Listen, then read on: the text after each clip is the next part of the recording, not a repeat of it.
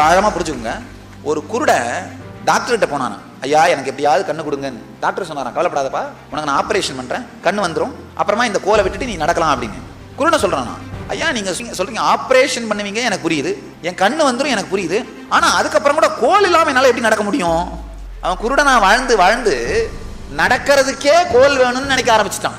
அதே மாதிரி இப்ப அந்த குருடனுக்கு இல்லப்பா நீ கோல் இல்லாம நடக்க முடியும்னு கன்வின்ஸ் பண்ண முடியுமா? முடியாது. ஆபரேஷன் பண்ணி கண்ணை கொடுத்துட்டா அப்ப அவன் தானா என்ன பண்ணுவான்? கோலை தூக்கி போட்டு நடப்பான்.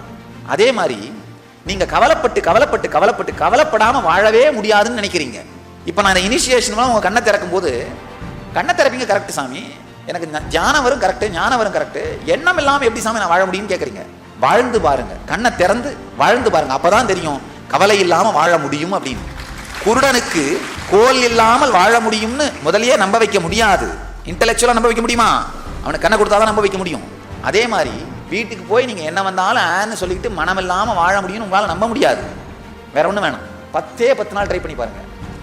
நீங்க வச்சிருந்த கவலைகள்ல 90% திடீர்னு காணாம போயிட்டு இருக்கும்.